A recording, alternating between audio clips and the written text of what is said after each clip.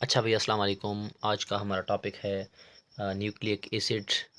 तो आज की वीडियो के अंदर हमने न्यूक्लिक एसिड की बात करनी है और न्यूक्लिक एसिड में से सबसे पहले हम बात करेंगे किस चीज़ की, डीएनए की।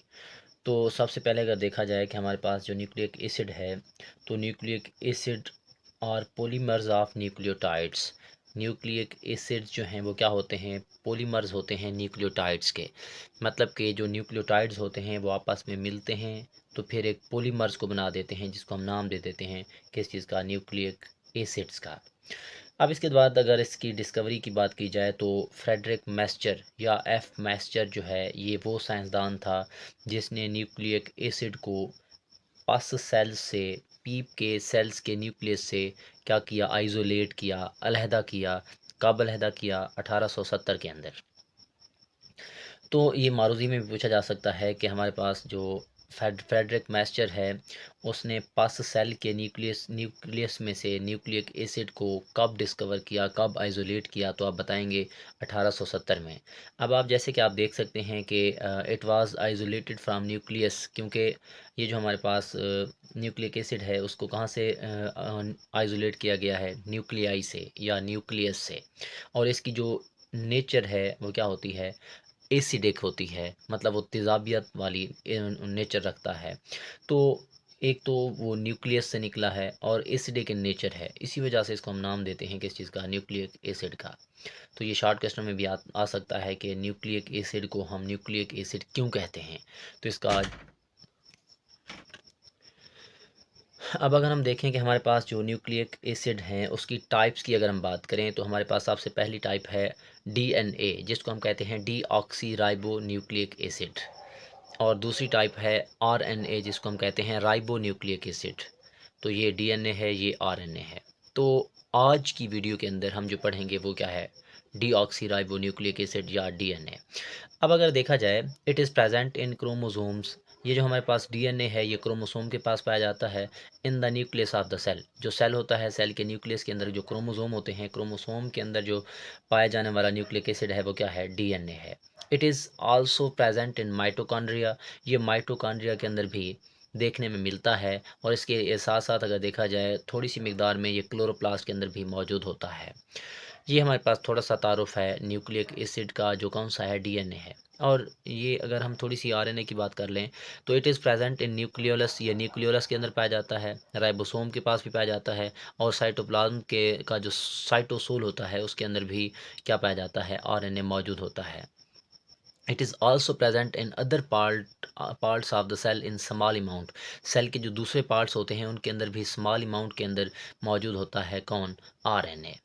अब आप देखें, हम यहाँ पे हमारे पास जो स्ट्रक्चर है डीएनए की, अगर हम उसके स्ट्रक्चर की बात करें तो दे आर कम्प्लेक्स सब्सटेंसेस। जो डीएनए है वो बहुत ही ज़्यादा पेचीदा सब्सटेंसेस हैं, कम्प्लेक्स सब्सटेंसेस हैं। They are polymers of nucleotides. जैसे कि मैं पहले भी बता चुका हूँ कि ये न्यूक्लियोटाइड्स के पॉलीमर्स होते हैं। न्यूक्लियोटाइड्स आपस में मिलते हैं तो पॉलीमर्स बनता है जो कि डीएनए है। They are composed of deoxy ribonucleotide. ये डीऑक्सी राइबोन्यूक्लियोटाइड पर मुश्तमिल है। और आरएनए जो होता है वो राइबोन्यूक्लियोटाइड्स पर मुश्तमिल होता है। डीऑक्सी राइबोज न्यूक्लियोटाइड क्या होते हैं, राइबोन्यूक्लियोटाइड क्या होते हैं, वो बाद में बात करेंगे। तो इसके साथ साथ आप एक न्यूक्लियोटाइड का स्ट्रक्चर आप देख सकते हैं, ये आपके पास शॉर्ट क्वेश्चन में भी आता है, एटीपी का स्ट्रक्चर है। एटीपी एक न्यूक्लियोटाइड है। तो ये एटीपी का जो है स्ट्रक्चरल फार्मूला है। तो आप देखें यहाँ पे 1 2 3 4 5 कार्बन वाली आपको शुगर नज़र आ रही है, जिसको आप कहते हो राइबोज शुगर। इसी के साथ यहाँ पे नाइट्रोजनस बेसेस मौजूद होते हैं, जो कि यहाँ पे एडेनिन मौजूद है। और इसी तरह फास्फेट जो है, 1 2 3 फास्फेट लाइन में लगे होते हैं, इनको आप फास्फेट ग्रुप कहते हो। ये हमारे पास स्ट्रक्चरल फार्मूला है एटीपी का।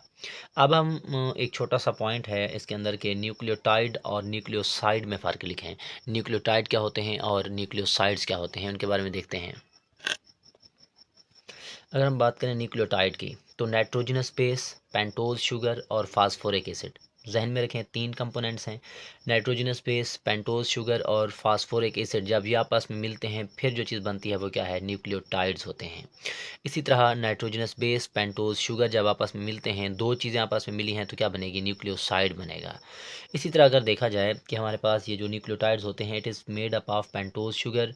ये पेंटोज शुगर नाइट्रोजनस बेस और फास्फोरिक एसिड से मिलकर बनते हैं। और इसके पास जो पेंटोज शुगर, नाइट्रोजनस बेस और फास्फोरिक एसिड हैं, अगर उनकी वन बाय वन करके हम बात करें तो सबसे पहले आप देख सकते हैं पेंटोज शुगर। ये 5 कार्बन वाली, जैसे आप देख सकते हैं ये 5 कार्बन वाली शुगर होती है जिसको हम कहते हैं पेंटोज शुगर।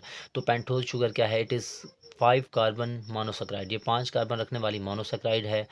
अगर ये जो आरएनए के पास होती है उसको हम कहते हैं राइबोज शुगर। जो डीएनए के पास होती है उसको हम कहते हैं डीऑक्सी राइबोज शुगर, क्योंकि इसमें से क्या कर लेते हैं, ऑक्सीजन को रिमूव कर लेते हैं, इसी वजह से इसको हम डीऑक्सी राइबोज शुगर कहते हैं।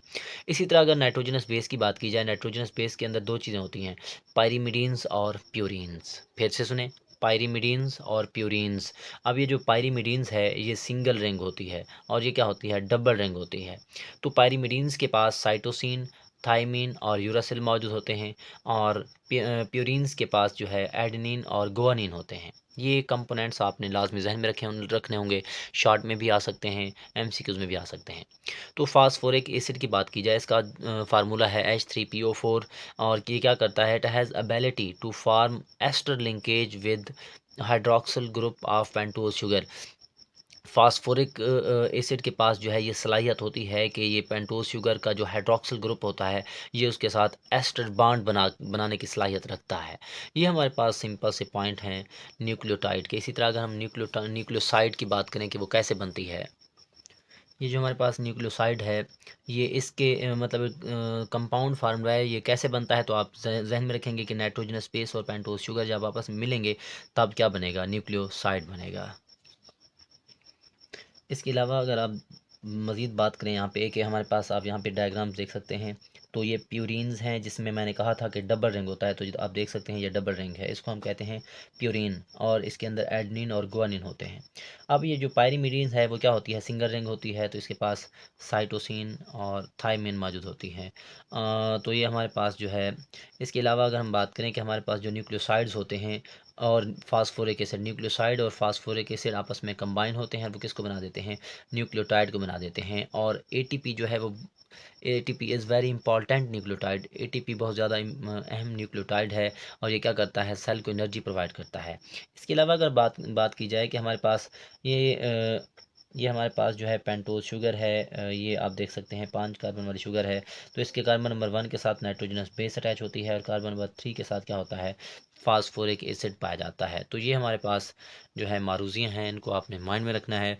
इसके अलावा जो है हम मज़ीद बात करेंगे डीएनए पर, उसके बाद बात करेंगे आरएनए पर, वो अलहदा इंशाल्लाह वीडियो बनाएंगे। तो आपने इसको एज एट माइंड में रखना है, तो इंशाल्लाह आप लोगों के नंबर नहीं कटेंगे। अल्लाह हाफिज़।